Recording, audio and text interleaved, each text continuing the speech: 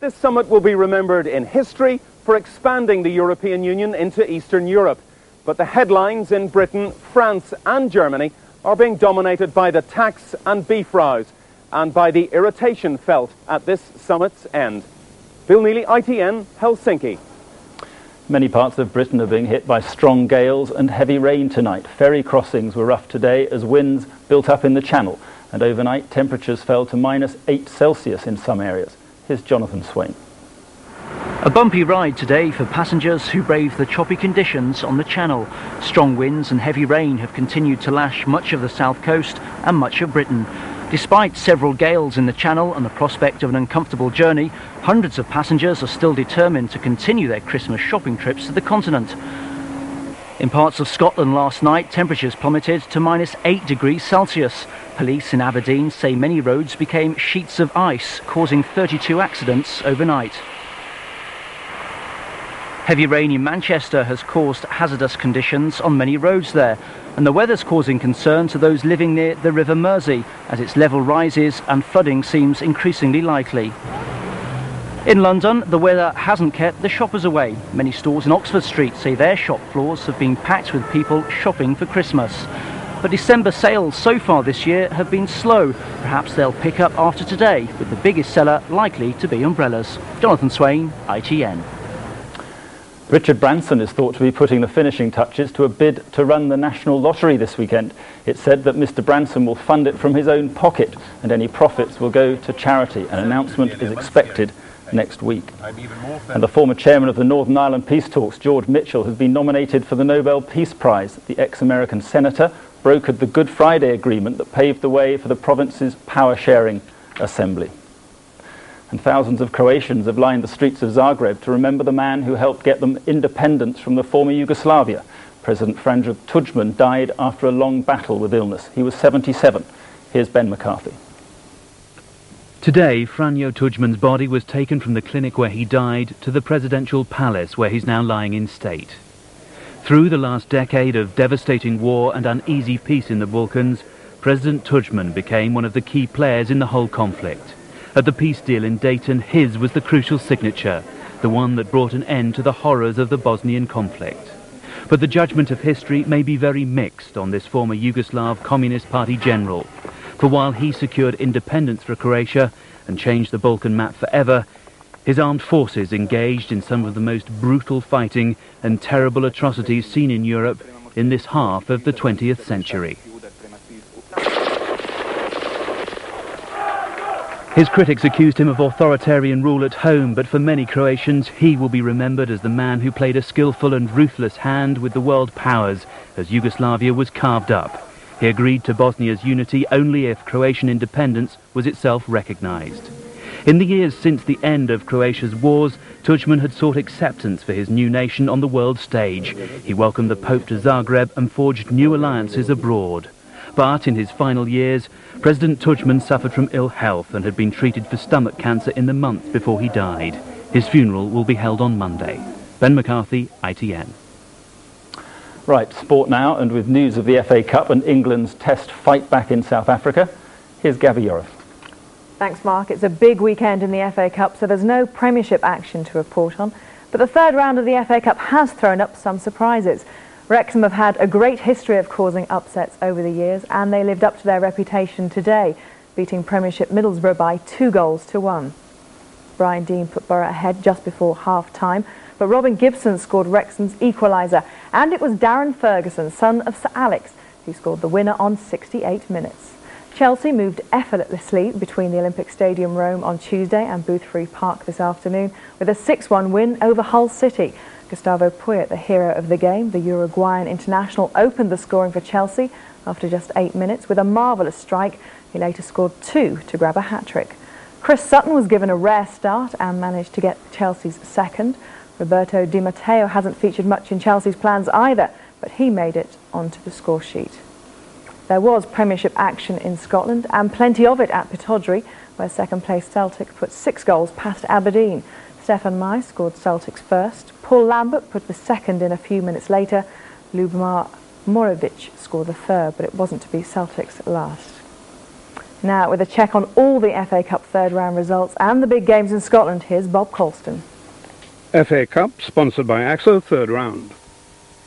Aston Villa 2, Darlington 1. Bolton Cardiff, match postponed. Cambridge United 2, Crystal Palace 0. They played yesterday. Charlton 2, Swindon 1. Chester, Manchester City, they play tomorrow. Crewe 1, Bradford 2. Derby 0, Burnley 1. Exeter 0, Everton 0. Fulham 2, Luton 2. Grimsby 3, Stockport 2. Hereford 0, Leicester 0. Hull 1, Chelsea 6. Norwich 1, Coventry 3. Preston 2, Oldham 1. Queen's Park Rangers 1, Torquay 1. Reading 1, Plymouth 1. Sheffield Wednesday 1, Bristol City 0. Sunderland 1, Portsmouth 0. Tranmere 1, West Ham 0. Walsall 1, Gillingham 1. Watford 0, Birmingham 1. West Bromwich Albion 2, Blackburn 2. Wigan 0, Wolves 1. Wimbledon 1, Barnsley 0.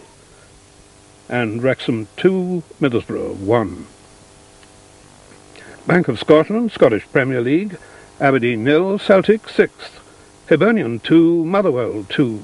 Rangers 1, Kilmarnock 0. And St Johnstone Hearts, match postponed. Thanks, Bob. Now let's have a closer look at some of today's results. Andy Cook was the hero of the day for Second Division Burnley, who produced one of the biggest shocks, knocking Derby out with his solitary goal. West Ham have had a dismal record in the FA Cup in the last few years, and that continued today. They were knocked out by First Division Tranmere. Aston Villa were pushed all the way by the AXA wildcard entrants Darlington, who were in the third round thanks to Manchester United's withdrawal. But there was relief for Villa. They won 2-1. Hereford have earned the right to a lucrative replay after holding Premiership Leicester to a goalless draw. Exeter also held Premiership opposition Everton to a goalless draw. Now let's move on to the pools news. And this is the way it's looking. 12 score draws, 8, 14, 15, 18, 20, 25, 27, 29, 33, 34, 42, 45. 4 no-score draws, 7, 11, 39 and 44, and there are no results to come. Moving on to cricket, Michael Atherton duly completed his 13th Test century as England continued their fight back in the second Test against South Africa in Port Elizabeth. England finished the third day on 364 for 9, still 86 runs behind South Africa's first innings total. Peter Staunton reports. Day 3 of a match that England can't afford to lose. 1 down in the series. This morning they needed former captain Michael Atherton to continue his dogged resistance. While the runs were important, the more time they spent at the wicket, the nearer England were to salvaging the draw. The current captain had been in spectacular form the night before. Today, though, Hussain lasted just half an hour, putting on 12 before he was out for 82. The band played on relentlessly, and so too did Atherton, all the way to a hard-earned century. It had taken over 6 hours, the first 100 scored by any England player for a year. A barren period containing 13 tests and 24 innings. Nanty Haywood, the youngest and fastest of South Africa's bowlers, destroyed Michael Vaughan's defences. He'd made 21, but it had taken an age. 7 balls later, Haywood finally accounted for Atherton himself, who ended up with 108. England had been dreaming of even matching South Africa's formidable first innings 450. But when Alex Stewart departed, after an all-too-brief stay at the crease, there looked to be no chance of getting anywhere near that score. A late flurry of runs from Andy Flintoff was ended by Pollock. England finished the day with Caddick unbeaten on 33, but with only Tufnell left to bat, the end will no doubt come soon in the morning. Peter Staunton, ITN Sport.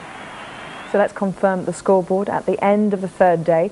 England are 364 for 9 in their first innings, chasing South Africa's first innings total of 450 all out. England then 86 runs behind going into the fourth day tomorrow. The 6-1 shot Legal Right has won the big race of the day, the Triple Print Gold Cup at Cheltenham. Legal Right, ridden by Richard Johnson, pulled well clear of the highly fancied Northern's Prince in the final stages to give Johnson a comfortable 67th win of the season. Irby was third. So the full SP, first Legal Right, 6-1, second Northern's Prince, 9-2 favourite, third Irby, 6-1. Moving on to rugby union, Northampton have had an important win in the European Cup, beating Edinburgh Reavers by 32 points to 8. Northampton, riding high in the Premiership, but previously unconvincing in Europe, had a relatively easy afternoon.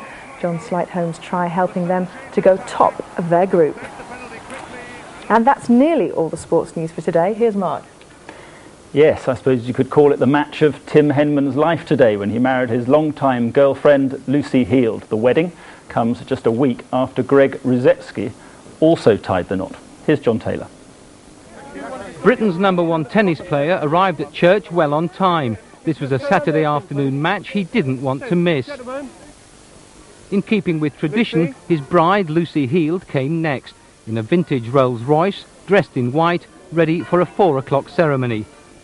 Among the many guests expected at the 12th century All Saints Church in Hampshire were Sir Cliff Richard and TV presenter Sue Barker. The couple began their romance 3 years ago while Lucy Heald was helping to make a sports documentary about the tennis player. They became engaged this July after Henman proposed during a post-Wimbledon break. Today's tennis pairing comes just a week after British tennis #2, Greg Ruzetsky, married his childhood sweetheart, another Lucy, Lucy Connor. After a family reception, the Henmans will leave for a 1-week honeymoon at a secret location. John Taylor, ITN. Well, do you think they'll be playing tennis on honeymoon? Somehow I doubt it. Anyway, we wish them well. That's it for now. I'll be back with the late news at 10:30 from Gabby and from me. Goodbye. Bye-bye.